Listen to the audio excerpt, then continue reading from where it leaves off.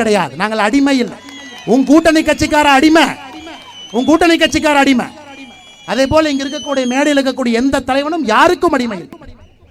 அனைவரும் இங்க விவசாய பின்புலத்திலிருந்து வந்திருக்காங்க. எல்லாரும் விவசாயம். ஆனால் தைரியமா நீங்க போங்க, உங்களோடு நாங்கள் இருக்கின்றோம். ஒரு பிடி மண்ணை கூட இங்கே எடுப்பதற்கு வாய்ப்பு இல்லை, விட மாட்டோம். காலவரையற்ற நிபந்தனையற்ற உண்ணாவிரதம் முதல் நாள் இங்கே அரசு வரும் பொழுது நாங்கள் அங்கே இருப்போம்.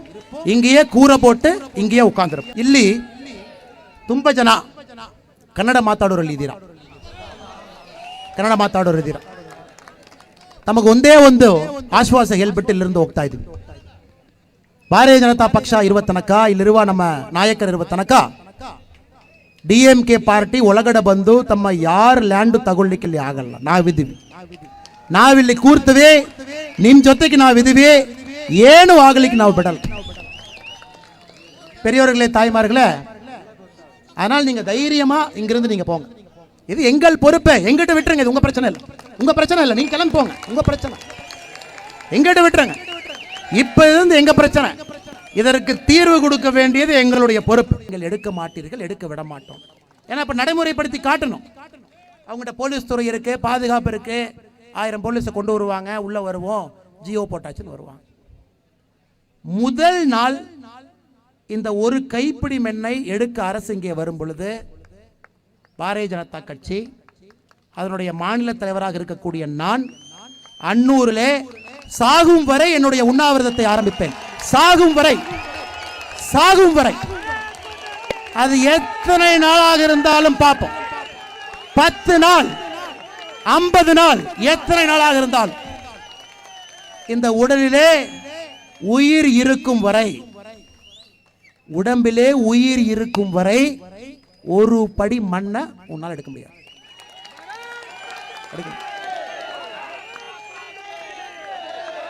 வாய்ப்பே இல்ல ராஜா, வாய்ப்பே இல்ல. இல்ல போட்டி போட்டு பார்த்துருவோம், போட்டி போட்டு பார்த்துருவோம். ஒரு வாரம் தாங்குவாங்களா? 10 நாள் தாங்குவாங்களா? இல்ல 15 நாள் தாங்குவாங்களா?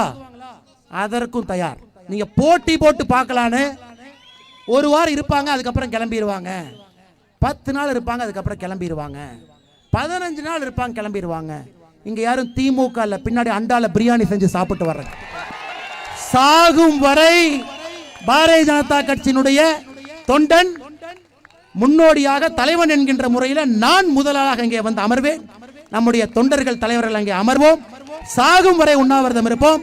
நீ ஜீவோவை திரும்ப எடுக்கலாம் நாங்க சொல்ல போறது.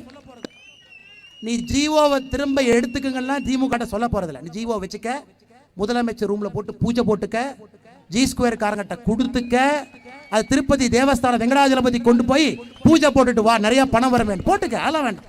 நீ ஜீவோ எல்லாம் திரும்ப எடுக்காது, அதெல்லாம் நீ வச்சுக்க. தைரியம் இருந்தா ஒரு படி மண் எடுத்துப்பாங்க. ஜீவோவை திரும்ப எடுங்க என்று சொல்வதற்கெல்லாம் நாங்கள், தைரியம் இருந்தா அரசு இயந்திரம், உன்னுடைய தமிழ்நாடு அரசினுடைய மொத்த பவர், மொத்த அரசு அதிகாரிகள் எல்லாத்தையும் கூட்டிட்டு வா பார்த்துடலாம். எல்லாத்தையும் அன்னூறு கூட்டிட்டு வா. எத்தனை IAS இருக்காங்க கூட்டிட்டு வா பார்த்துடலாம். எத்தனை IPS இருக்காங்க கூட்டிட்டு வா பார்த்துடலாம். ஒரு படி மண். அதனால நீங்க வீட்டுக்கு நிம்மதியா போங்க, நீங்க தைரியமா போங்க. ஐயோ இந்த ஜிஓ எடுப்பாங்களா எடுக்க மாட்டாங்களா அதை பத்தி கவலைப்படாதீங்க. ஜிஓ இருக்கட்டும், அதை வச்சு அவன் இன்னொரு 1 மாசம் 2 மாசம் வேலையை காட்டிக்கிட்டு இருப்பான். இருக்கட்டும், எடுக்கிறதுக்கு வரணும். நாங்க இருப்போம். உயிர் உள்ளவரை, உயிர் உள்ளவரை ஒரு படி மண் இங்கிருந்து போக, அதை எங்கள் வாக்குறுதியாக கொடுப்பதற்கு கடமைப்பட்டிருக்கும். காரணம், இங்கே வந்திருக்கக்கூடிய விவசாய பெரியவர்கள் ஒரு நம்பிக்கையோடு வந்திருக்கு. அரசியல் கட்சி நிகழ்ச்சி வரல, யாரோ ஒரு தலைவர் பேசுறாரு கேட்கலாம், வரல. இந்த பிரச்சனைக்கு இவர்களாவது தீர்வு கொடுப்பார்களா அப்படிங்கிற நம்பிக்கையில தான் வந்திருக்கு. இந்த பிரச்சனைக்கு இவர்கள் தீர்வு கொடுப்பார்களா, இவங்களும் வந்து பேசிட்டு அப்படியே போயிட்டு சிப்காட்டுக்கு வர்ற கம்பெனி ஒரு 10 பேர்த்திட்ட போய் நம்ம ஆஃபீஸுக்கு கூப்பிட்டு ஒரு கம்பெனியில் பாரியா பெரிய ஆர்ப்பாட்டம் பண்ணோம், பெரிய கூட்டத்தை சேர்த்திட்டோம், ஆளுக்கு 10 கோடி ரூபாய் கட்சி நிதி கொடுத்துரு, 100 கோடி நைசா பிஜேபி. இப்படித்தான் தமிழ்நாட்டில் அரசியல் நடந்திருக்கிறது. இப்படித்தான் நடந்திருக்கு. நான் ஓப்பனா சொல்றேன், இப்படித்தான் நடந்திருக்கு. விவசாயிகளை உசுப்பி விட்டு அதன் மூலமாக கட்சிக்கு ஆதாயங்களை பெறுவதற்காகத்தான் விவசாய நண்பர்களை முன்னாடி வச்சுட்டு பின்னாடி கட்சி வரும். உயிருள்ளவரை ஒரு படி மண்ணன் எடுத்து ஜீவோ எல்லாம் எடுங்கன்னு கெஞ்சவெல்லாம் இங்க வரல. அதெல்லாம் போன டைமே கெஞ்சியாச்சு. டிசம்பர் 2, 2021 பக்குவமா தடவி சொல்லிட்டோம் அரசுக்கு. அண்ணே பார்த்தனே, விவசாய பெருமக்கள் எல்லாம் பண்ணாதீங்க, ரொம்ப கஷ்டப்படுறாங்க, ஜிஓலாம் போடாதீங்க. இந்த டைமும் அப்படியே பக்குவமா பாதுஷா பிஜேபி வந்து அண்ணே கொஞ்சம் ஜிஓ எடுத்துக்கங்க, நீ ஜிஓ வச்சுக்க, அந்த ஜிஓ வச்சுக்கிட்டு நீ வா பார்த்தரலாம், அந்த ஜிஓவோட நீ வா பார்த்தரலாம். ஏன்னா இவர்களுக்கெல்லாம் இவர்கள் பாணியில பேசினா மட்டும்தான் புரியும். ஏன்னா மானமும் ரோஷமும் இருக்கக்கூடிய அரசுக்கு ஒழுங்கா பேசினா உங்களுக்கு புரியும். இல்ல மக்களுடைய எண்ணம் வெள்ளிங்கிரி ஐயா சொன்ன மாதிரி ஈகோ விட்டுட்டு விவசாய பெருமக்களுக்காக நான் பிடித்த முயலுக்கு 3 கால் என்று சொல்வதை விட்டு ஈகோ விட்டு வேலை செய்யணும் வெள்ளிங்கிரி ஐயா சொன்னாங்க. நான் வரும்பொழுது கேட்டுக்கொண்டு வந்தேன். ஆனா இந்த அரசுக்கு ஈகோ என்பது ரொம்ப அதிகம். இது மக்களுக்கான அரசு இல்ல, கார்பரேட்டுக்கான அரசு. இன்னைக்கு திமுக கார வந்து சொல்லட்டும், ஜி ஸ்கொயர் காரன் யுஏஇல போய் 15 நாளைக்கு முன்னாடி பேரூர் செட்டிவாளையத்தில் இருக்கக்கூடிய 504 ஏக்கரை $74 மில்லியன் 500 சில்லற கோடி 600 கோடி ரூபாய்க்கு வாங்கலின்னு சொல்லட்டும். டாக்குமெண்ட்டையும் போட்டோவையும் நான் அடுத்த செகண்ட் ரிலீஸ் பண்றேன். கையெழுத்து போட்ட டாக்குமெண்ட், நீ கையெழுத்து நீ எடுத்த போட்டோ, அந்த ஜி ஸ்கொயர்னுடைய யார் ஓனரு, அவன் பக்கத்தில் அந்த அந்த ஒட்டங்க வச்சிருக்கக்கூடிய ஷேக்கு, அந்த 4 பேர் யார் இருந்தாங்க எல்லா போட்டோவையும் நான் கொடுக்குறேன். அதனால் நீங்கள் சும்மா அப்படி பேசிட்டு அப்படியே நைஸா ஜி ஸ்கொயரை கொண்டு வர்றதுல அதை பார்த்து கொண்டு கையை கட்டி கொண்டு நிற்பதற்கு அக்டோபர் மாதம் 10ஆம் தேதி இந்த அரசாணையை வெளியிட்டு அன்னூர் வட்டத்தில் உள்ள போகலூர், வடக்குலூர், அக்கரை, செங்கம்பள்ளி, குப்பனூர், மேட்டுப்பாளையம் வட்டத்தில் இருக்கக்கூடிய பொல்லோபாளையம், இலுப்பநத்தம் இந்த ஊரில் இருக்கக்கூடிய 3862 ஏக்கர் நிலத்தை சிப்காட்டுக்கு எடுக்கின்றோம் என்று ஒரு அரசாணையை கொண்டு வந்திருக்காங்க. அதன் பிறகு நம்முடைய விவசாய பெருமக்கள் மதிப்பு மிகுந்த அதிகாரிகளை, மாவட்ட ஆட்சியர், மாவட்ட காவல்துறை கண்காணிப்பாளர், இந்த பகுதியினுடைய அமைச்சர்கள் எல்லாத்தையும் போய் பார்த்தாங்க, கேட்டாங்க, மனமுருகி கேட்டார்கள். இந்த 3862 ஏக்கர் என்பது விவசாயமா மட்டும் பார்க்காதீங்க, எங்களுடைய வாழ்வாதாரம், எங்களுடைய குடும்பம், குழந்தைங்க, சொந்தக்காரங்க இருக்கிறது, எங்களுடைய குலதெய்வம் இருக்கிறது. ஆண்டாண்டு காலமாக, காலம் காலமாக ஆன்றோர்கள், முன்னோர்கள், பெரியவர்கள் எல்லோருமே இதே நிலத்திலே ஆண்டவன் சாட்சியாக வாழ்ந்து அடுத்த தலைமுறை இங்கே பிறந்து இதே நிலத்திலே விவசாயம் செய்து கொண்டு ஒரு வாழ்வியல் முறையாக ஆண்டாண்டு காலமாக வாழ்ந்தவர். இது ஏதோ ஒரு கம்பெனி இல்லைங்க. ஒரு கம்பெனிக்கு போய் வேலை செஞ்சோம், 6 மாதம் கழிச்சு வாடகைக்காக இன்னொரு இடத்துக்கு போனோம், அந்த பில்டிங் இன்னொருத்தர் கொடுத்தோம், அப்படி நம்முடைய வாழ்க்கையை வாழ முடியாது. மண் என்பது அந்த மண்ணிலே பிறந்து வளர்ந்து காலம் காலமாக தலைமுறை தலைமுறையாக அதிலே இருந்து வந்தவர்கள் நாம். ஆனா இது திமுக அரசுக்கு தெரிவதற்கு வாய்ப்பு இல்லை. காரணம், அவர்கள் அனைவருமே ஒரு வியாபாரம் செய்வதற்காக, அரசியல் மூலமாக ஆதாயம் தேடிக் கொள்வதற்காக சென்னைக்கு வந்தவர்கள், கோபாலபுரத்தில் குடியேறியவர்கள். ஒரு கைப்பிடி மண் இருந்து அந்த கைப்பிடி மண்ணில் பஞ்சபூதங்கள் சாட்சியாக அந்த கைப்பிடி மண்ணில் கஷ்டப்பட்டு சாப்பிடக்கூடிய ஒருவேளை உணவை அந்த மண்ணிலே தன்னுடைய சொந்த உழைப்பிலே அதை சம்பாதித்து சாப்பிட்டிருந்தா மானமும் ரோஷமும் இருக்கு. அது விவசாய பெருமக்களுக்கு மட்டும்தான் அந்த மானமும் ரோஷமும் எப்போ இருக்கும். காரணம், அந்த மண்ணில கஷ்டப்பட்டவங்க தான் வாழ்வாங்க. ஒரு வருடம் மழை அதிகமாக வரும், விளைச்சல் வந்தது வராம போய், ஒரு வருஷம் வறட்சியில் இருப்பாங்க, வராம போய். ஆனா இரண்டையும் ஏற்றுக்கொண்டு பக்குவமாக பஞ்சபூதங்களுடைய சாட்சியாக ஒரு வருடமே துணிந்து விவசாயம் செய்து ஆண்டவன் நம்மோடு இருக்கின்றார் என்று செய்யக்கூடிய விவசாய பெருமக்களை கடைசியா தமிழ்நாட்டில் புரிஞ்சுக்கிட்டது யாருன்னு கேட்டீங்கன்னா கர்மவீரர் காமராஜர் ஐயா. ஒரு விவசாயினா எப்படி எப்படி யோசிப்பாங்க, விவசாயிக்கு என்ன தேவை, அதனால்தான் காமராஜர் ஐயா தமிழ்நாட்டில் அதிகமா டேம கட்டினார். ஏன்னா அவருக்கு தெரியும் விவசாயி எப்படி யோசிப்பான்னு தெரியும். விவசாயிக்கு தேவை தண்ணி. தண்ணி வந்தாங்கன்னா தரிசு நிலத்தை கூட நம்ம அன்னூர் நிலத்தை போன்ற மிக அற்புதமான நிலத்தை மாத்திரலாம். தண்ணி வந்துச்சுன்னா தண்ணியை கொண்டு வருவதற்காகத்தான் கர்மவீரர் காமராஜர் ஐயா பாடுபட்டு டேம் டேமாக, அணை அணையாக கட்டி, கால்வாய் கால்வாயாக கட்டி தமிழ்நாட்டில் அனைத்து இடத்திற்கும் கூட தண்ணியை கொண்டு சென்று பல இடத்துல விவசாய பெருமக்களை வாழ வைத்திருக்கின்றார்கள். ஆச்சரியமான விஷயம் என்னன்னா, அவினாசி அத்திக்கடவு திட்டத்திற்காக சாகும் வரை உண்ணாவிரதம் இருந்த 8 பேர் இன்னைக்கு மேடையில் இருக்காங்க. சாகும் வரை உண்ணாவிரதம் இருந்த 8 தலைவர்கள் மேடையின் மீது இருக்கின்றார்கள். இன்னும் விவசாய பெருமக்களுடைய பெயரை சொல்வதற்கு நான் காத்திருக்கின்றேன். பெரிய பெருமக்கள் இருக்காங்க. இதுல பெரிய விஷயம் என்னன்னா, இந்த பகுதிக்கு தண்ணீரை கொண்டு வந்து இந்த பகுதியை அடுத்த கட்டத்திற்கு எடுத்து செல்ல வேண்டும் என்பதற்காக போராடி அவிநாசி அத்திக்கடவு திட்டத்தை கொண்டு வந்து அதன் மூலமாக தண்ணீரையும் கொண்டு வந்து தண்ணீரும் எட்டி பார்க்க ஆரம்பிச்சிருச்சு. 10 கிலோமீட்டர்ல பவானி சாகர் அணை இருக்கு. அவிநாசி அத்திக்கடவு தண்ணி உள்ள வர ஆரம்பிச்சிருச்சு. இந்த நேரத்தில் இதை தரிசு நிலம் என்று சொல்லி சிப்காட் மூலமாக இங்கே இருக்கக்கூடிய 3862 ஏக்கர் எடுக்கிறாங்கன்னா இந்த அரசுக்கு உண்மையாலுமே மூளை இருக்கிறதா இல்ல அடிமுட்டாள்கள் சேர்ந்து கோபாலபுரத்தில் ஒரு ஆட்சி நடத்தி கொண்டிருக்கின்றார்கள்? எல்லாவற்றையும் விட இதை தரிசு நிலம் என்று சொல்லுகின்றீர்கள். நாங்க போன வருடம் வந்த பொழுது அதன் பின்பு வந்த பொழுது கூட உள்ள போய் பார்த்தோம்னா இந்த நிலத்துல என்னமெல்லாம் நம்ம விளைக்கிறோம் நமக்கு தெரியும். வெங்காயத்திலிருந்து மிக முக்கியமான விவசாயிகளுக்கு தேவையான அனைத்து பொருட்களுமே வருகிறது. வாழை, மஞ்சள், புதினா, மல்லி, தென்னை, சின்ன வெங்காயம், எங்க போய் பார்த்தாலும் இதை பார்க்க முடியும். இதை வைத்து மக்கள் வாழ்கின்றார்கள். இதை வைத்து வாழ்க்கை நடத்தி கொண்டிருக்கின்றார்கள். காலங்காலமா வச்சிருக்காங்க. இங்க யாருமே பணக்காராக வேண்டும் விரும்பலைங்க. அதை ஸ்டாலின் அவர்கள் புரிந்து கொள்ள வேண்டும். இந்த அன்னூர் மண்ணில் இருக்கக்கூடிய விவசாய பெருமக்கள் இந்த நிலத்தை எல்லாம் கொடுத்துட்டு நீங்க கொடுக்கிற சொற்ப பணத்தை வாங்கிட்டு ஊரை விட்டு போய் சென்னைக்கு வந்து ஒரு பிளாட்ல அங்கே தங்கி கொண்டு எப்படி வாழ்வார்கள்?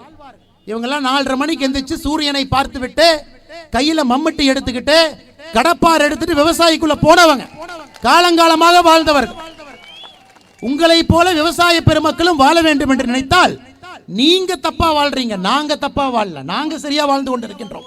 இங்க இருக்கக்கூடிய விவசாய பெருமக்கள் சரியாக தன்னுடைய வாழ்க்கையை வாழ்ந்து கொண்டிருக்கின்றார்.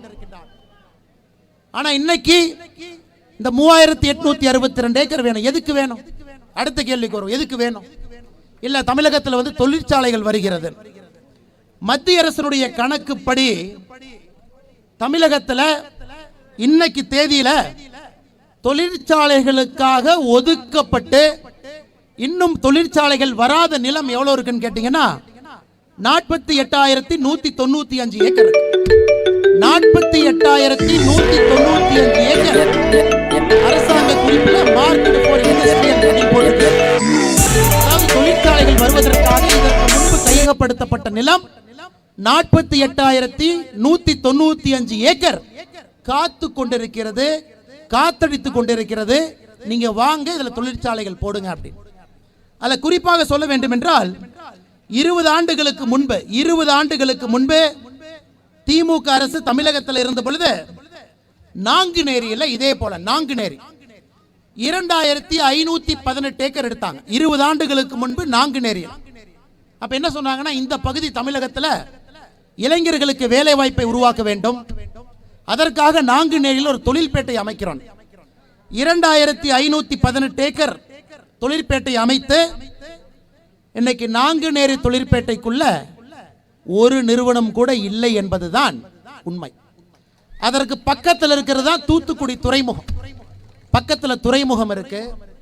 துறைமுகத்திற்கு பக்கத்தில் இருக்கக்கூடிய தொழிற்பேட்டைக்கே உங்களால் தொழிற்சாலையை கொண்டு வர முடியல, இளைஞர்களுக்கு வாய்ப்பு கொடுக்க முடியவில்லை. இந்த பகுதி ஆல்ரெடி தொழிற்சாலைகள் இருக்கக்கூடிய பகுதி. பொள்ளாச்சியிலிருந்து அப்படியே எடுத்துட்டு வந்தீங்கன்னா காயர் ஒரு பக்கம் இருக்கு. கோயம்புத்தூருக்குள்ள 12 வகையான தொழிற்சாலைகள் இருக்கு. வெட் கிரைண்டர்ல இருந்து, ஃபவுண்டரியில இருந்து, ஆட்டோமொபைல் தேவையான காம்பனன்ட்ஸ்ல இருந்து 12 வகையான தொழிற்சாலைகள் கோயம்புத்தூருக்குள். அவிநாசி பக்கம் போயிட்டா பவர்லூம் இருக்கு, பல்லடம் பக்கம் போயிட்டா கரிக்கோல் இருக்கு, சோமனூர் பக்கம் போயிட்டா பவர்லூம் இருக்கு, திருப்பூர் பக்கம் போயிட்டா பின்னலாடை இருக்கு, ஈரோடு பக்கம் போயிட்டா பின்னலாடை விவசாயம், விவசாயத்தை உற்பத்தி செய்யக்கூடிய நிறுவனம். எதற்கு இதை சொல்லுகின்றேன் என்றால், இங்கே இருக்கக்கூடியது தொழிற்பேட்டை இல்லை, மக்களாக சுயமாக சேர்ந்து அமைத்த தொழிற்சாலைகள்.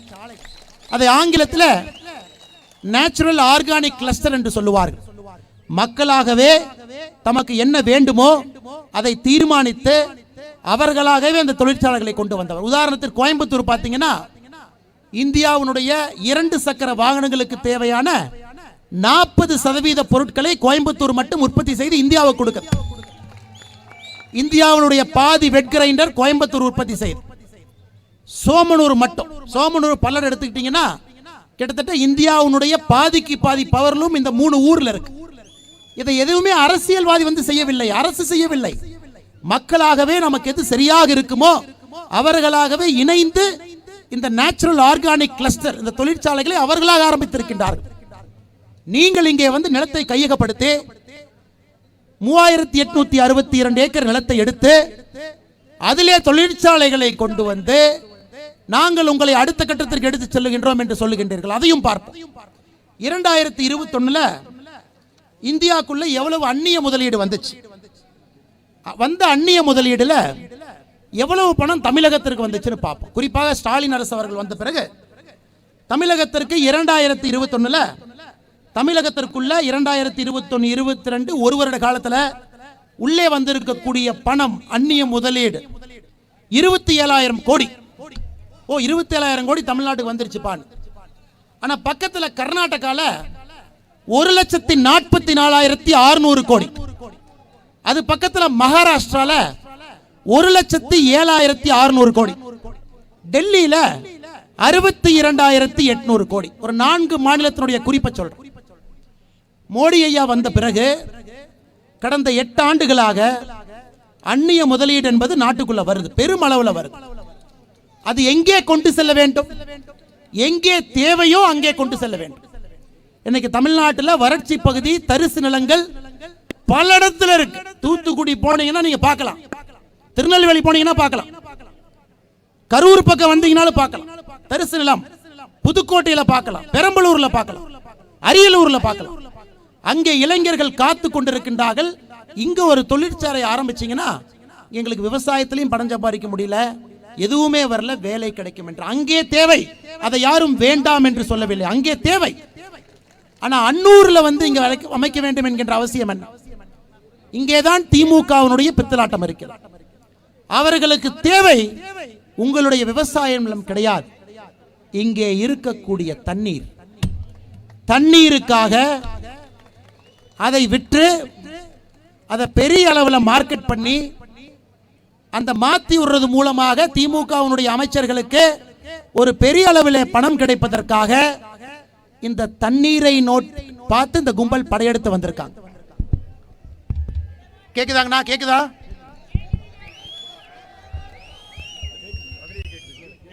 அவர்களுக்கு தேவை, திராவிட மாடல் அரசுக்கு தேவை உங்களுடைய விவசாய நிலம், உங்களுடைய தண்ணீர். பவானி சாகர் அணையினுடைய தண்ணீர் வேணும், இந்த பகுதியினுடைய நிலத்தடி நீர் வேண்டும், அவிநாசி அத்திக்கடவுல வரக்கூடிய தண்ணீர் வேண்டும். அதற்காக இங்கே வருகின்றார்களோ தவிர உங்கள் நிலத்தை எடுத்து தொழிற்பேட்டை அமைத்து அதன் மூலமாக இவர்கள் சொல்லுகின்ற காரியத்தை சாதிப்பதற்காக வரவில்லை. இன்னைக்கு நான் சொல்றேன், ஜி ஸ்கொயர் என்கின்ற நிறுவனம் நமக்கு தெரியும். எத்தனை பேர் கேள்விப்பட்டிருக்கீங்க ஜி ஸ்கொயரை பத்தி? ஜி ஸ்கொயர் இது ஆளும் கட்சியினுடைய நிறுவனம். அவர்கள் பினாமி மூலமாக தமிழகத்தில் இருக்கக்கூடிய நிலத்தை எல்லாம் வாங்கி கூறு போட்டு வித்துக்கிட்டு இருக்காங்க. கோயம்புத்தூர்ல போனா தெரியும். 15 நாட்களுக்கு முன்பு இந்த ஜி ஸ்கொயர் நிறுவனம் UAE அரபு நாடுகளுக்கு சென்று அந்த அரபு நாட்டில் ஒருத்தவங்க கோயம்புத்தூர்ல பேரூர் செட்டிவாளையம் பகுதியில் ராக்கிண்டோ என்கின்ற நிறுவனம் 500 ஏக்கர் வாங்கி போட்டிருந்தாங்க. அந்த 500 ஏக்கரை அந்த அரபு தேசத்திற்கு இந்த ஜி ஸ்கொயர் நிறுவனம் சென்று 578 கோடி ரூபாய் பணம் கொடுத்து அந்த நிறுவனத்தை வாங்கி இருக்கின்றார்கள். 578 கோடி ரூபாய் பணம் இன்னும் வெளியே வரல, அப்படியெல்லாம் கமுக்கமா உட்கார்ந்துருக்காங்க. அங்க போய் கையெழுத்து போட்டாச்சு. திமுகவினுடைய பாதி பணம் இன்னைக்கு ஜி ஸ்கொயருக்கு தான் போகுது. இவர்களுடைய நோக்கம் இதை போன்ற நிலங்களை எல்லாம் கையகப்படுத்தி சிப்காட் என்கின்ற போர்வையில இதை போன்ற நிறுவனத்திற்கு மாத்தி விட்டுட்டோம்னா உங்ககிட்ட 2 ரூபாய்க்கு வாங்கினா கூட நமக்கு 20 ரூபாய் கிடைக்கும் என்பது இரண்டாவது பித்தலாட்டம். இதை எதிர்ப்பது நம்முடைய கடமை. விவசாயம் அழியக்கூடாது, எந்தவித மாற்று கருத்தும் இல்லை. ஜி ஸ்கொயரை உதாரணமா சொல்றேன். பேரூர் செட்டிவாளையம் நல்ல விவசாய நிலம், அங்கேயும் அதை வந்து ராக்கிண்டோ என்கிற நிறுவனம் 504 ஏக்கரை வாங்கி போட்டிருந்தாங்க. அதனைக்கு 600 கோடி ரூபாய்க்கு மேல அரபு நாட்டில் போய் 15 நாளைக்கு முன்னாடி ஜி ஸ்கொயர்காரங்க கையெழுத்து போட்டு வாங்கிட்டு வந்திருக்காங்க. திமுகவினுடைய ஒரே ஒரு ஆசை தமிழகம் முழுவதுமே ஜி ஸ்கொயர் நிறுவனத்திற்கு நிலங்களாக மாற்ற வேண்டும் என்பதற்காகத்தான் இந்த திமுக அரசு வேலை செய்து கொண்டிருக்கிறது. விவசாய பெருமக்களுக்கு இல்ல, விவசாய பெருமக்கள் நன்றாக இருக்க வேண்டும் என்பதற்காக. விவசாய பெருமக்கள் நன்றாக இருக்கணும்னா இன்னைக்கு முதலமைச்சர் மயிலாடுதுறைக்கு போகணும், மயிலாடுதுறையில சீர்காழிக்கு போகணும். சமீபத்தில் பெய்த மழையில சீர்காழி தாலுக்கால 100% அங்கே இருந்த விவசாய நிலங்கள் தண்ணீரிலே மூழ்கி இருக்கிறது. ஒரு தாலுக்குல 100%. இவங்க என்ன கொடுத்தாங்க தெரியுங்களா? ஒரு விவசாயிக்கு ஒரு ரேஷன் கார்டுக்கு 1000 ரூபாய் கொடுத்தாங்க. ஒரு விவசாயிக்கு ஒரு குடும்பத்திற்கு ஒரு ரேஷன் கார்டுக்கு 1000 ரூபாய். ஒரு பக்கம் 1000 ரூபாய், இன்னொரு பக்கம் டாஸ்மாக் கடை அதே வீதியில் திறந்து வச்சிருக்காங்க. ஒரு குடும்பத்திற்கு ஒரு ரேஷன் கார்டுக்கு 1000 ரூபாய் இந்த கையில், இன்னொரு பக்கம் டாஸ்மாக் கடையை அதே வீதியில் திறந்து வைத்து. இதுதான் திராவிட மாடல் அரசு. நீங்க உங்க வீரத்தை அங்க போய் காட்டணும். அங்கே இருக்கக்கூடிய விவசாயிகளுக்கு நல்லது செய்ய வேண்டும் என்று யோசிக்க வேண்டும். அவங்க எப்படி முன்னேற்றலாம்? ஒரு ஏக்கருக்கு 40,000-50,000 ரூபாய் முட்டுவலி போட்டிருக்காங்க. அது எல்லாம் மழையில போச்சு. அதை எப்படி சரி செய்யலாம் என்று முதலமைச்சர் நினைக்க வேண்டும். ஒரு நாள் காலையில கார் எடுத்துட்டு போயிட்டு சிவப்பு கம்பளத்தை விரிச்சு அதுல நடந்து போயிட்டு அன்னைக்கு காலையில மட்டும் பச்சை துண்டை போட்டுட்டு விவசாயிகளை பார்த்து கையெடுத்து கும்பிட்டு விட்டு திரும்ப கோட்டைக்கு வந்தா என்னாக போகுது? எதுவும் ஆகாது, எதுவும் ஆகாது. இப்ப அன்னூரையும் அதே போல் மாட்டிக்கொண்டிருக்கின்றீர்கள்.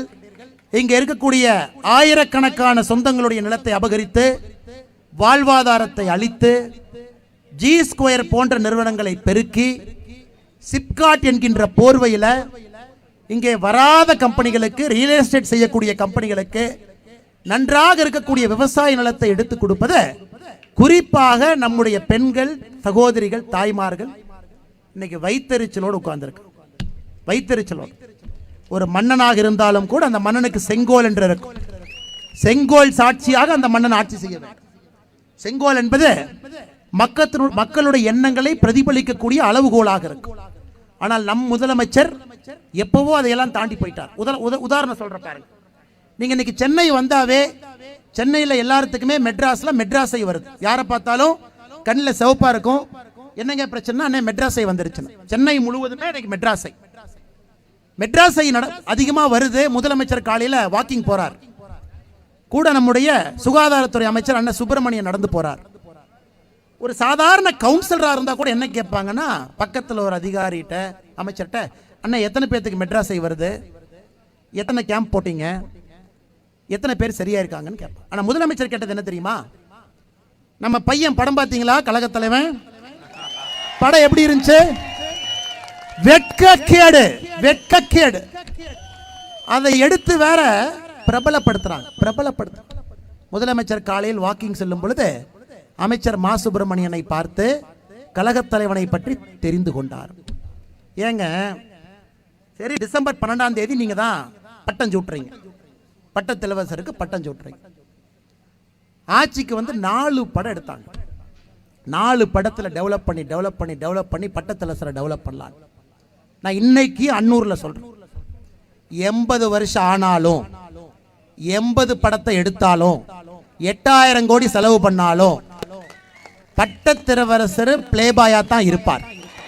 அவர் வந்து மக்களுக்காக, விவசாய பெருமக்களுக்காக, தமிழக மக்களுக்காக வேலை செய்யக்கூடியவரை ஸ்கிரீன்ல போடணும். நீங்கெல்லாம் ஸ்கிரீன்ல ஒரு காக்கி ட்ரெஸ்ஸை வாடகைக்கு எடுத்துட்டு போட்டு வந்தீங்க. அதை 10 ஆண்டுகள் அணிந்து வேலை செய்திருக்கின்றோம். இங்க வெள்ளிங்கிரி அண்ணன் இருக்காங்க. அந்த காக்கி ட்ரெஸ் போடுறதுக்கு ஒரு தகுதி வேணும். அடிப்படை தகுதி என்பது மக்களை பாதுகாப்பேன், மக்களுக்காக என்னுடைய பணியை செய்வேன் என்று சொல்வதற்கு தான் அந்த காக்கி ட்ரெஸ்ஸுக்கான அடிப்படை தகுதி. நிறைய காவல்துறை நண்பர்கள் இருக்காங்க, அந்த தகுதி இருக்கிறனால தான் போடுறாங்க. ஆனா கையில 120 கோடி பணம் இருக்கு, ப்ரொடக்ஷன் கம்பெனி எங்கிட்ட இருக்கு. நான் காக்கி ட்ரெஸ் போட்டுட்டு படத்தில் நடிச்சா மக்களுடைய காவலன் ஆகலாம், கனவுல மட்டும்தான், நினைவுல கிடையாது. அதனால் தொடர்ந்து படத்தை எடுங்க, 80 வருஷம் படத்தை எடுங்க. இதற்குத்தான் முதலமைச்சர் அக்கறை செலுத்துகின்றாரோ தவிர விவசாய பெருமக்களுக்கு இல்லை. தமிழகத்தில் என்ன நடக்குதுன்னு இல்லை, மக்களுக்கு என்ன பிரச்சனை, எப்படி சரி பண்ணலாம், அது கிடையாது. விவசாயிகளுக்கு பிரச்சனை இல்லாதப்ப இங்கிருந்து ஒரு குரூப் டெல்லி போ, அவங்கள ஆடிக்கார் வச்சிருக்கக்கூடிய பேருக்கு விவசாய தலைவர் ஆடிக்கார் வச்சிருப்பாங்க. அண்ணன் இங்கிருந்து டெல்லிக்கு போவாங்க ஒரு குரூப்பு. அங்கே போய் நாங்கள் குறிப்பாக இதற்கு முன்னாடி அதிமுக ஆட்சி இருந்த பொழுது திமுகவினுடைய தூண்டுதலில் டெல்லியில் அமர்ந்து பேசுவாங்க ஒரு குரூப். இன்னைக்கு அந்த ஒரு குரூப்பை இங்கே காணா, யாரையுமே காணா. விவசாயி விவசாயி என்று சொல்லுவீர்களே, இன்னைக்கு 3000 ஏக்கருக்கு மேல 1000 குடும்பங்களுக்கு மேல அவருடைய வாழ்க்கை கண் முன்னால் பறி போய் கொண்டிருக்கிறது. யாரையும் காணா. நமக்காக இங்கே வந்திருக்கக்கூடிய விவசாய பெருமக்கள் யார்? ஆடிக்காரில் வந்திருக்கக்கூடிய விவசாய பெருமக்கள் இல்லை.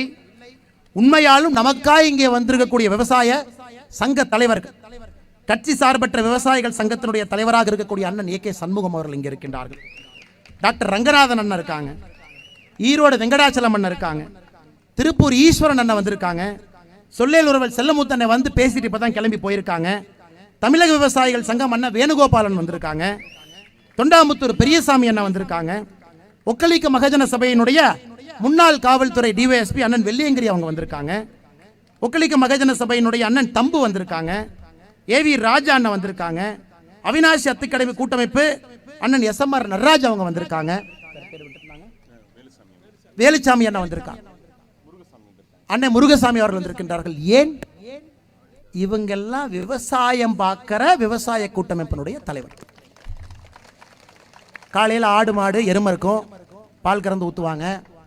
அதன் பின்பு ஒரு ரேட் ஏறிச்சுன்னா என்னன்னு தெரியும், இந்த வருஷம் மழை பெய்யலைன்னா என்ன ஆகும்னு தெரியும். அதற்காக விவசாய தலைவர்களாக மாறியவர்கள் இன்னைக்கு ஓடோடி வந்து உங்களோடு நின்று கொண்டிருக்கின்றார்கள். காரணம், விவசாயம் பார்க்கக்கூடிய விவசாய சங்கத்தினுடைய தலைவர்கள் வந்திருக்காங்க. ஆடிக்காரை வைத்துக்கொண்டு திமுக கொடுக்கக்கூடிய பணத்தை வைத்துக்கொண்டு டெல்லிக்கு போய் போராட்டம் செய்யக்கூடிய விவசாய தலைவர்கள் தமிழக மக்கள் புரிஞ்சுக்கணும். தமிழகத்திலே உண்மையாலும் விவசாயத்திற்காக நிற்கக்கூடிய தலைவர்கள் யார்? பொய்யை பேசிக்கொண்டு விவசாயத்தை அழித்துக் கொண்டிருக்கக்கூடிய விவசாய தங்க தலைவர்கள் யார் என்பதை தமிழக மக்கள் புரிந்து கொள்வதற்கு மற்றும் ஒரு வாய்ப்பு. சகோதர சகோதரிகளே, இன்னைக்கு கேரள அரசு நாம் பேசிக் கொண்டிருக்கும் பொழுது தேனி மாவட்டத்துக்குள்ள சர்வே பண்ணிட்டு இருக்காங்க. கேரள அரசு தேனி மாவட்டத்திற்குள்ள, நம்முடைய தமிழகத்தில் இருக்கக்கூடிய ஒரு மாவட்டத்துக்குள்ள சர்வே பண்றாங்க. எதற்கு கேரள அரசு தேனி மாவட்டத்துக்குள்ள சர்வே பண்ணுதுன்னு கேட்டீங்கன்னா, அவர்கள் சர்வே பண்ணக்கூடிய நிலங்கள் அனைத்துமே விவசாய நிலம். கேரள அரசு ஒரு ப்ராஜெக்ட் ஆரம்பிச்சிருக்காங்க. அது பேரு என்டே பூமி, என்னுடைய பூமி. அவங்க தேனி மாவட்டத்திற்குள்ள வந்து நம்முடைய விவசாய நிலங்களை மார்க் பண்ணி இது கேரள மாநிலத்திற்கு சொந்தமானதுன்னு ஒரு 80 ஏக்கரை ஆல்ரெடி எடுத்தாச்சு தேனியில. ஆனா திறனற்ற திமுக அரசு ஏதாச்சும் இந்த கம்யூனிஸ்ட் மாநாடு நடந்தா நம்ம முதலமைச்சர் ஸ்டாலின் அப்படியே கண்ணூருக்கு போய் மாநாட்டு மேலேறி ஏன் அன்பு அண்ணன் பிணையாரி விஜயன் அவர்களே, அன்பண்ணன் விஜயன் அவர்களேன்னு சொல்லிட்டு, ஏன்னா 2024 எலும்பு துண்டு எங்கேயாச்சும் தொங்குமான்னு பார்த்துட்டு இருக்கிறாங்க. 2024 ஏதாச்சும் கிடைக்குமா? நாம 2 பேரும் ஒன்று சேரலாமா? அதில் ஏதாச்சும் நம்ம தமிழ்நாட்டினுடைய முதலமைச்சராக இருக்கோம், இந்தியாவுடைய துணை பிரதமருக்கு வாய்ப்பு இருக்குமா?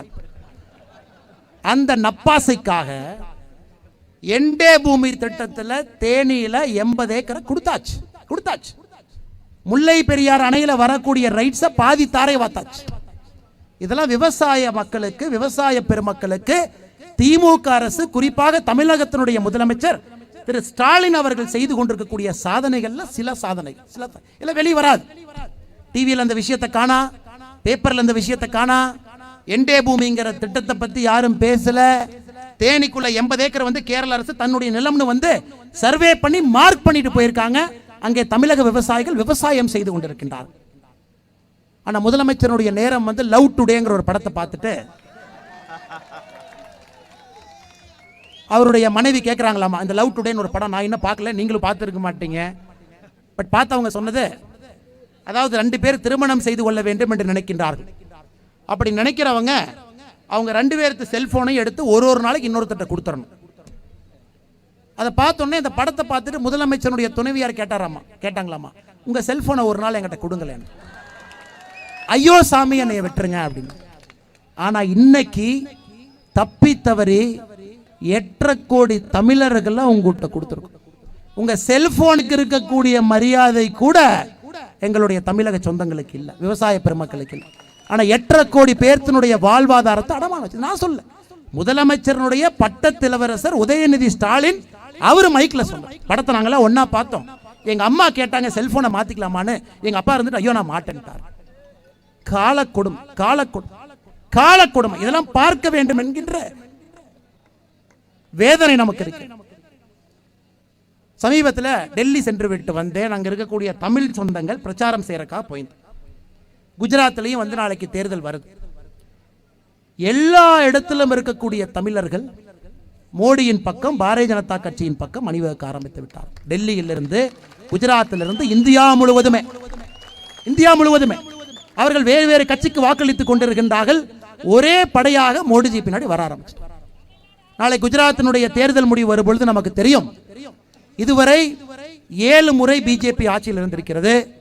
7 முறையும் வாங்காத அளவுக்கு ஓட்டை நாளை வாங்க போறோம். நாளைக்கு சரித்திரமாக இருக்க போகிறது. நாளைக்கு பாருங்க. இப்ப தமிழகத்தில் இருக்கக்கூடிய நம்முடைய தமிழ் சொந்தங்கள் எல்லோருக்கும் தெரிய ஆரம்பித்து விட்டது. நீ தமிழ்நாட்டில் பிறந்து அல்லது தமிழ்நாட்டில் பிறக்காம தமிழ்நாட்டில் பிறந்ததா சர்டிபிகேட் வச்சு இங்க இருக்கக்கூடிய ஆட்சியாளர்களை விட தமிழனாக பிறக்காவிட்டாலும் தமிழனுக்காக எப்பொழுதுமே தன்னுடைய நெஞ்சில அடித்துக் கொண்டிருக்கிறது நம்முடைய பாரத பிரதமர் நரேந்திர மோடி ஐயா அவர்களுக்கு. என்ன 2 தினம் முன்பு டெல்லியில கட்சி நிகழ்ச்சிக்கு மோடி ஐயா வரும் பொழுது நாங்கெல்லாம் கூட்டமா இருந்தோம். அங்க இருந்து நேர நீ பார்த்து கேட்டார், அண்ணாமலை காசி தமிழ் சங்கம் எப்படி போயிட்டு இருக்கு, எத்தனை பேர் போயிருக்காங்க, எல்லாரும் சௌரியமா இருக்காங்களா, சாப்பாடெல்லாம் பரவாயில்லையா, காசியில குளிர் இருக்குமே எல்லாம் எப்படி சமாளிக்கிறாங்க, இந்த வார்த்தையை கேட்டார். நேற்றுக்கு முன்தினம் நான் பிரதமர்கிட்ட சொன்ன, ஐயா எல்லாம் சிறப்பா இருக்கிறாங்க, ஒரு மிக அற்புதமான விழாவை நீங்க நடத்தி காட்டி கொண்டிருக்கின்றீர்கள் காசி தமிழ் சங்கம், எந்த தமிழ் சொந்தங்களுக்கும் எந்த பிரச்சனையும் அங்கே இல்லை, அங்கே வந்து பூரித்து போயிருக்கின்றார்கள். வாரணாசியை பார்த்து, அங்கே இருக்கக்கூடிய காசி விஸ்வநாதர் ஆலயத்தை பார்த்து, அயோத்தியா சென்று பார்த்துவிட்டு, அலகாபாத் சென்று பார்த்துவிட்டு, நம்முடைய தமிழனுக்கும் காசிக்கும் 2000 ஆண்டுகளாக இருக்கக்கூடிய தொடர்பை பார்த்து ஒரு தமிழனும் பூரித்து போயிருக்கு. 2500 பேர் போனவங்க ஐயா, 1300 பேர் போயிட்டு வந்துட்டாங்க. அதுல 95% மக்கள் முதலாக காசிக்கு சென்றவர்கள். முதலாக அவங்க இதுவரை காசி போனதில்லை. போயிட்டு வந்ததுக்கு அப்புறம் சொல்றாங்க, எவ்வளவு பொய்ய இந்த திமுக காரன் பேசி வச்சிருக்காங்க, எவ்வளவு பொய்ய பேச. காசியில் நாங்கள் சென்ற பொழுது எங்களை வரவேற்பதற்காக முதலமைச்சர் யோகி ஆதித்யநாத் அவர்கள் வந்திருந்தார்கள். வரவேற்பதற்காக கியூல நின்று முதல் பேட்ச் ரயில்வே ஸ்டேஷன் உத்தரப்பிரதேசனுடைய முதலமைச்சர் யோகி ஆதித்யநாத் வரவேற்கின்றார். இந்த வடக்கு தெற்கு நீங்க பேசுறதெல்லாம், திமுக பேசுறதெல்லாம் பொய் என்று தெரிந்து விட்டது. அடிப்படையில் நாம் ஒரே மக்கள். எனக்கு என்னுடைய தாய்மொழி முக்கியம். என்னுடைய தாய்மொழிக்கு மேல் எதுவுமே கிடையாது. தமிழ் மொழி தான் ஃபர்ஸ்ட்.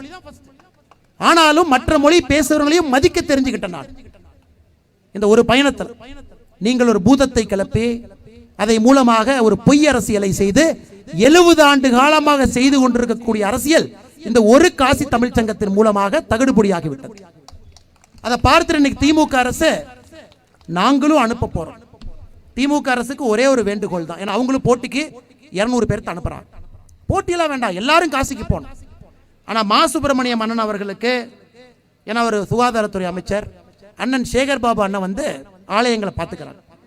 அவங்க 2 பேருமே இதுவரை காசி போனதில்லைன்னு நினைக்கிறேன். ஏன்னா ஜனவரி பொங்கல் முடிச்சு அனுப்புறாங்க. பொங்கல் முடிச்சு காசியிலே மிகப்பெரிய அளவில் குளிர் இருக்கும். காசியில என்ன அது குளிர்காலமா வெயில் காலமா?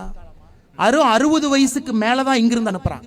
60 வயசுக்கு மேல பெரியவர்கள் தான் அந்த 200 பேர் போகணுமா, மாநில அரசு அவங்களுக்கு டிக்கெட் எடுத்து கொடுப்பாங்க. 60 வயசு மேல இருக்கக்கூடிய பெரியவர்கள் இவர்கள் அனுப்பக்கூடிய காசி யாத்திரைக்கு இந்த குளிர்ல போய் என்ன அவஸ்தைப்பட போறாங்க? தயவு செய்து நம்முடைய அண்ணன் சேகர் பாபு அவர்கள் இதெல்லாம் ரூம் போட்டு யோசிப்பாருன்னு நினைக்கிறேன். போட்டியா ஒன்று பண்ணுங்க, போட்டியா பண்ணுங்க. மத்திய அரசு இருந்து உங்களுக்கு என்ன விதமான சப்போர்ட் வேணுமோ நாங்களே முன்னிருந்து செய்து கொடுக்கின்றோம். நம்முடைய ஆட்கள் காசியிலே மாநில அரசின் சார்பாக வரக்கூடிய தமிழ் சொந்தங்களை, பாரதிய ஜனதா கட்சிக்காரங்களே அங்க போய் வரவேற்று என்ன வேணுமோ நாங்க சேவை பண்றோம். உங்களுக்கு 200 பேருக்கு நாங்க சேவை பண்றோம். ஆனால் அன்பான வேண்டுகோள், ஏப்ரல் மாசத்துல மே மாசத்துல கொஞ்சம் வெயில் காலத்தில் அனுப்ப, எதுவுமே தெரியாம சும்மா பேருக்கு அனுப்பி வைத்து 60 வயதுக்கு மேலே இருக்கக்கூடிய பெரியவர்கள் அந்த குளிர்ல போய் ஏன் போய் அவங்க அவசியம்? இதெல்லாம் ஒன்னொன்னா சொல்லிக்கிட்டே வரணும். ஆனா இன்னைக்கு நோக்கம் அது கிடையாது. இன்னைக்கு நடக்கக்கூடிய போராட்டம் என்பது விவசாயிகளுக்கான போராட்டம் இருந்தும் இதையெல்லாம் பேச வேண்டிய காரணம், அரசியல் என்பது முக்கியம். அந்த அரசியலில் யார் தலைவராக வருகின்றார்கள் என்பது முக்கியம். அந்த தலைவருக்கு என்ன பண்பு இருக்கிறது என்பது முக்கியம். டெல்லியில் இருக்கக்கூடிய மோடி ஒரு நாளும் தமிழகத்தை பற்றி சிந்தித்துக் கொண்டிருக்கின்றார். உண்மையால எங்கிட்ட கேட்டாருங்க. அவர் கேட்கிறார், ஒரு பிரதமர் கேட்கிறார், குளிர் எல்லாம் ஒன்றும் பிரச்சனை இல்லையா? முதலா வர்றாங்க, குளிர் பிரச்சனை இல்லையா? எல்லாம் பெட்ஷீட் எல்லாம் வச்சிருக்காங்களா? பிரதமர் என்னை போன்ற ஒரு கட்சி தொண்டங்கிட்ட ஒரு கட்சி மீட்டிங்ல கூப்பிட்டு கேட்கிறார். எந்த அளவுக்கு ஒரு மனிதர் யோசிக்கிறார். இங்க இருக்கிறவங்களுக்கு இங்கிருந்து 200 பேர் அனுப்புறீங்க, அங்க மிக குளிரான டைம்ல இங்கிருந்து ட்ரெயின்ல அனுப்புறீங்க. வெக்கக்கேடு. இப்படிதான் ஆட்சி நடந்து கொண்டிருக்கிறது. அதனால் சகோதர சகோதரிகளே, நாங்கள் போன முறை சொன்னதுதான் இந்த முறையும் சொல்றோம். ஆனா இந்த முறை ஒரு படி மேல போறோம். போன முறை என்ன சொன்னோம் அப்படின்னா, ஒரு செங்கலை கூட